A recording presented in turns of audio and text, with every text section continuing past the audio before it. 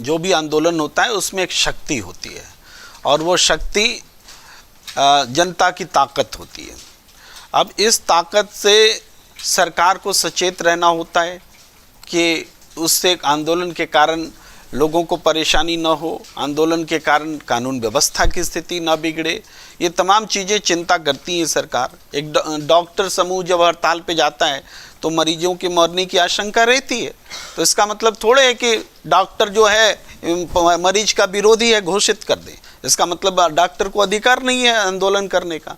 आंदोलन होगा, डॉक्टर अगर आंदोलन पे जाएंगे तो मरीज की मौत होगी, लेकिन इसकी जिम्मेदारी चुनी हुई सरकार की होती है कि वो मरीज की मौत ना हो और डॉक्टर को आंदोलन पे रोके, क्योंकि जनता ने सरकार को चुना है, डॉक्टरों को नहीं चुना है।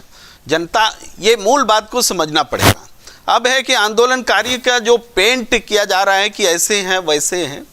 देखिए, सबसे पहले सड़क को जाम किसने किया? भाई सड़क जाम तो किसानों ने नहीं लगाया।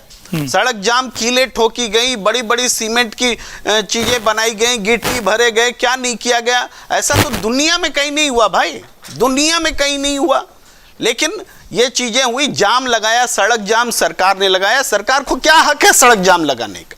भाई पंजाब हरियाणा हाई कोर्ट पूछ रहा है, हक क्या है सरकार को कि सड़क पर जाम लगाए? तो गलत की शुरुआत सरकार ने कर दी।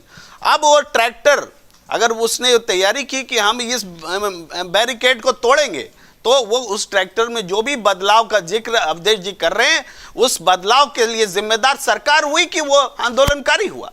उसने क्यों इस तरह से सीमेंटिंग की बैरिकेड की? उसको क्या हक है सरकार को कि सड़क पर चलने नहीं देंगे, दिल्ली में घुसने नहीं देंगे? दिल्ली क्या किसी के बाप की है? दिल्ली क्या किसानों की नहीं है? क्या आम जनता की दिल्ली नहीं है? और लेकिन दिल्ली में हम घुसने नहीं देंगे, ये कौन सा संकल्प है? ये संकल्प ही अलोकतांत्रिक है। जब आप सरकार जब अलोकतांत्रिक हो जाएगी, सरकार तो बुलडोजर न्याय बोलती है भाई। बुलडोजर से किसी को कुछ भी कर लो। आप रिपोर्टिंग कर रहे हैं, आपकी रिपोर्टिंग अगर अगेंस्ट में होगी सरकार की, तो सरकार जाके आपका बुलडोजर से घर गिरा दे सकती है। भाई क्यों हम 144 धारा तोड़ेंगे तो हमारा घर सरकार बुलडोजर से गिरा दे सकती है? क्यों आप पूछ नहीं सकते? बुलडोजर न्याय है।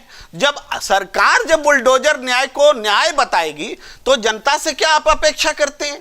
जनता तो, आंदोलन तो होता ही है कानून को तोड़ने के लिए। आंदोलन का 144 धारा फॉलो करके आंदोलन होगा कि डिसिप्लिन में आइए, लाइन में लग जाइए और दिल्ली में जाइए। आंदोलन होता है सरकार को झुकाने के लिए, दबाने के लिए, बात करने के लिए, सहमति पर पहुंचने के लिए। यह एक प्रेशर होता है। अब इस आंदोलन को आप पूछ लीजिए, ये क्या विपक्ष में भारतीय जनता, कौन पार्टी है जो विपक्ष में नहीं रहा और सत्ता पक्ष में नहीं रहा इस देश में? तो विपक्ष में जब रहते हैं तो क्या इन्होंने आंदोलन नहीं किए? क्या किसी पार्टी ने आंदोलन नहीं किए? क्या कोई कह सकता है कि किसी पार्टी के आंदोलन में कभी कोई हिंसा ही नहीं हुई? हिंसा भी हुई है और हिंसा को बर्दाश्त भी किया गया है।